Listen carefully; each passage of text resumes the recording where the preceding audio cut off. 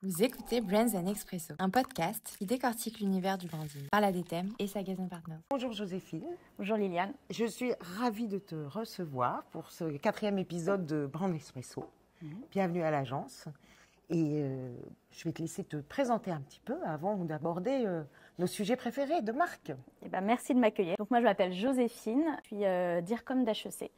Je suis moi-même diplômée de cette belle école. Donc j'ai fait un parcours dans le privé sur les fonctions de marketing et com dans les cosmétiques. Et puis je suis revenue au Bercail à HEC au bout de 12 ans. Donc maintenant 12 ans à HEC, voilà. Bientôt 25 ans que je bosse pour la com et dont 12 ans pour l'enseignement supérieur et pour HEC. Aborder les écoles, l'enseignement supérieur comme des marques, c'est quelque chose qui est déjà très ancré dans les cultures anglo-saxonnes. Et ça va jusqu'au grand public. Quand on voit que des gens qui n'y ont jamais mis les pieds mais portent des sweatshirts Harvard, il y a quand même un truc particulier. Alors qu'en France, c'est pas récent d'il y a 2 ans, mais c'est beaucoup moins ancré dans la culture et dans l'héritage de ces écoles. Donc je trouve que c'est extrêmement intéressant de voir ce mouvement se faire. Et HEC, évidemment, n'est pas le dernier, voire au contraire dans les leaders de ce mouvement. Et d'ailleurs, tu m'as dit que vous veniez d'écrire, de redéfinir, de poser votre plateforme de marque. Alors, donc ça, bravo, parce que c'est aller au bout de la logique de marque de faire ce travail. C'est un exercice un peu périlleux parce que HEC, c'est une école qui est née en 1881. Donc, c'est vraiment une vieille histoire. Un peu comme les écoles Ivy League aux États-Unis, qui sont toutes nées à peu près dans ces périodes-là. Donc, on cumule 2 choses. Donc, une grande histoire, vraiment un patrimoine très fort, un ADN très fort. Aujourd'hui, une école qui est très, très internationale. Donc, il y a une espèce de paradoxe à aller réconcilier, c'est-à-dire une histoire très, très ancienne et à la fois une grande modernité aujourd'hui. Donc, c'est vrai que c'est un exercice assez intéressant. Et est-ce que tu sais si les autres, en tout cas grandes maisons de l'enseignement supérieur, ont fait cet exercice de poser une véritable plateforme de marque, de commencer à avoir une approche de marque? Oui, je pense que c'est un prérequis. Ouais. Je pense que tout le monde y travaille aujourd'hui. Et on a tous cette même volonté, c'est de garder nos forces, garder notre ADN, et puis à la fois exprimer un peu toute l'ambition qu'on a pour l'avenir. Et c'est vrai que pour ça, à HEC, on a quand même pas mal de chance, c'est qu'on a un ADN très fort. La plateforme de marque, et tu en parles comme telle, c'est pas une finalité en soi. C'est le début de quelque chose. Exactement. Maintenant, il va falloir l'exprimer. Ouais. Et dans l'expression de la marque, il y a comment je vais designer ma marque au sens évidemment anglo-saxon du terme designer, au sens de comment je rends tangible, concret, comment je crée les preuves de ce qui est dans cette plateforme de marque. Et il y a une actualité cette semaine qui est vous lancez la rénovation, voire la transformation, je ne sais pas quel est le terme que vous préférez utiliser, de votre campus. Et là, moi, ça me va droit au cœur de notre passion, puisque notre passion, c'est de construire les marques et ensuite de les incarner dans les lieux. Donc là, c'est exactement comme ça que vous avez que vous prenez le sujet. Ça m'intéresse de t'entendre en parler. Pourquoi le lieu de la marque est pour vous si important en termes d'expression de marque?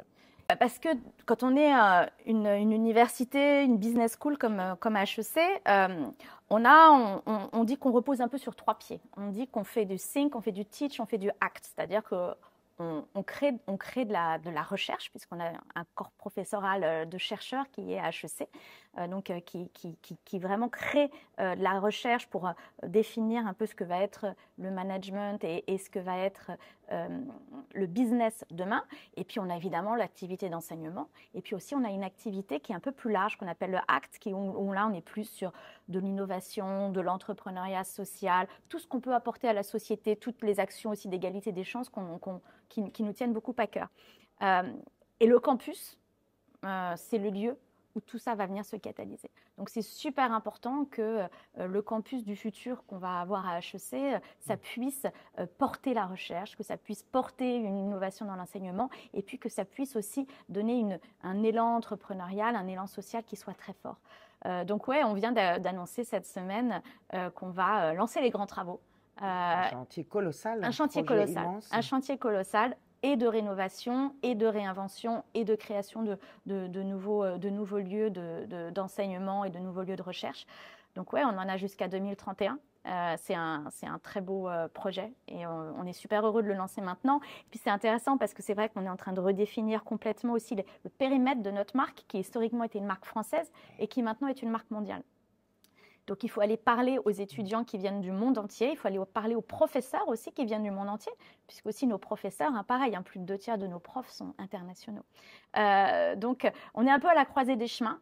On va bientôt dévoiler une nouvelle signature de marque, une nouvelle campagne de marque. On a dévoilé les premières images du campus et puis on va aller plus profondément où là, on va un peu raconter l'histoire de ce que sera ce campus du futur à HEC dans les prochains mois. Donc, ouais, on est un peu à la croisée des chemins, ouais.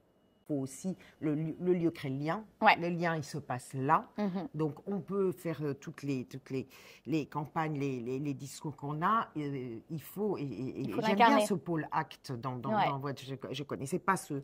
Think, Teach, Act. Ouais. Ces trois pôles sous cet angle-là. Et je trouve que ce pôle ACT, il résonne très fort chez nous, puisque nous, moi, je considère que le métier du designer, il est de rendre la marque utile dans la vie des gens. C'est bien qu'une marque comme HEC s'empare de cette dimension de quelle contribution à la société. De responsabilité. Au-delà bon, déjà, faire de l'enseignement, c'est déjà une responsabilité, après tout. Hein, mais d'aller au-delà de ça. Et je pense qu'en effet, le lieu où vous accueillez des publics très, très différents, parce que spontanément, pour ces étudiants, mais pour avoir collaboré avec certaines écoles d'enseignement supérieur, je sais bien que les publics, ce n'est pas juste les étudiants. Il faut attirer les meilleurs professeurs du monde entier, il faut attirer des chercheurs, je ne sais pas si c'est le cas HEC, mais dans certains, il faut accueillir. Et donc, il faut arriver à croiser des publics qui ne viennent pas chercher la même chose. Donc, et ça, c'est pour moi le cœur du sujet du design, du design de la marque qui va créer une utilité à chacun de ces publics et qui va en créer les preuves. Un campus, c'est un village. Donc, il y a toute la société s'y retrouve. C'est très, très intéressant. Hein. Et puis, c'est intéressant ce que tu disais, c'est que c'est vrai qu'on travaille pour nos étudiants, mais pas que. Par exemple, là, cette année, justement, au mois d'avril, on a une année assez intense. Hein. On a créé un nouveau pôle de programme au sein de l'entrepreneuriat social à HEC qui s'appelle OPS. C'est HEC ouvre les portes de l'entrepreneuriat social. Et donc, on a créé des programmes qui accompagnent des centaines de femmes qui sont des femmes dont on dit qu'elles sont en situation de fragilité. Donc, c'est souvent des femmes qui viennent de quartiers populaires, mais pas que. C'est aussi des femmes qui ont été un peu cabossées, qui ont des accidents de la vie et qu'on forme maintenant de manière massive à l'entrepreneuriat. Puisqu'on a cette chance à HEC d'avoir une grande expertise en entrepreneuriat. Et cette expertise, on la met au service de ces publics fragiles. Donc, c'est un programme qui s'appelle Stand Up pour les femmes qui sont en situation de fragilité et qui viennent de partout en France. Et on est en train d'ouvrir aussi exactement la même chose sur un programme pour les jeunes en décrochage. Ça s'appelle Level Up. Donc, tout ça pour te dire que ce campus, il est pour nos étudiants, mais il sera aussi pour le monde. Et ça, c'est quelque chose qui est très intéressant dans la manière dont on l'a travaillé. Parce que tu vois ce que tu racontes, c'est pas du tout visible et lisible de l'extérieur. Quand on élargit un petit peu vers le grand public, la vision, c'est HEC, ça fabrique des requins de business. Ça fabrique des élites. Ça fabrique des élites et en plus des requins du business. Et donc très, très, très loin de l'entrepreneuriat social. Ouais. Et je sais que c'est une réalité, mais je me dis, il y a quelque chose à faire avec la marque pour rendre ça lisible. Il faut que la marque, elle bouge ses lignes de ce qu'elle montre. Là, tu as bougé les lignes de l'intérieur. Visiblement, dans le contenu, vous avez toutes les preuves à l'appui. Comment tu penses pouvoir réussir à donner de la visibilité à ces contenus? Parce que je trouve qu'il y a un manque à gagner terrible en termes de valeur de marque. Tu as complètement raison. Alors, il y a une complexité. C'est qu'en France, on aime bien détester les grandes écoles. Oui, voilà. Donc voilà, faire passer un certain nombre de messages, c'est pas facile parce qu'il y a une petite résistance qui est inhérente un petit peu à l'esprit français. Ouais, Donc, c'est un peu plus difficile de faire passer ces messages-là, par exemple, en France, que de les faire passer en Allemagne, que de les faire passer en Angleterre, que de les faire passer aux États-Unis. Ça, c'est une réalité. Mais moi, je trouve qu'on est en train de faire bouger les lignes et qu'on se rend compte qu'on a besoin d'avoir des écoles...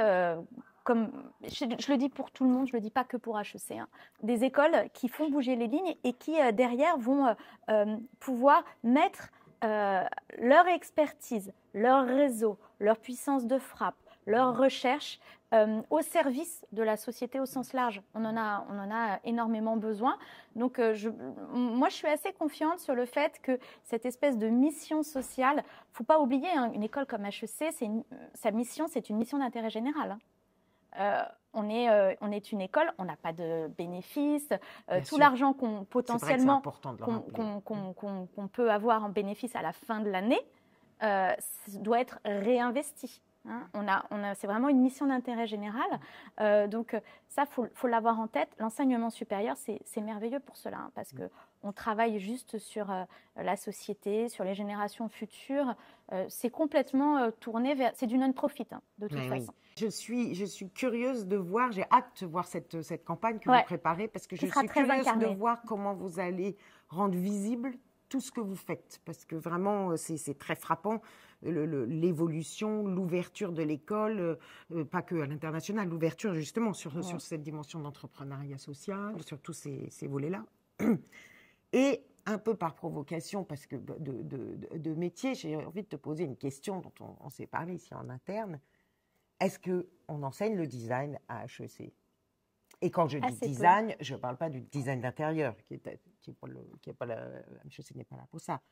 Je pense au design comme une méthode, pour ce qu'elle est, comme méthode de pensée, méthode d'innovation, enfin toutes ces dimensions-là du design, de penser les usages, enfin, voilà, tout cet aspect-là. Parce qu'on le voit, c'est devenu monnaie courante justement dans les cultures plutôt anglo-saxonnes. Je parle que des cultures dans l'Europe du Nord, évidemment, parce que c'est quand même de là que ça vient.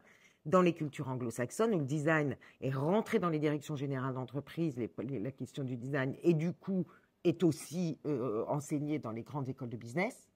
Est-ce qu'il y a ça chez HEC? On n'a pas de majeur en gestation. Non, on n'a pas de majeur dédié au design. Tu as complètement raison. Mais en revanche, les techniques du design sont intégrées dans les méthodes. C'est-à-dire que, par exemple, comme je te le disais, on a une grande aspérité, un spike, comme disent les consultants, j'aime pas ce mot-là, sur tout ce qui est entrepreneuriat, tout ce qui est création d'innovation, nouveaux business models et tout ça.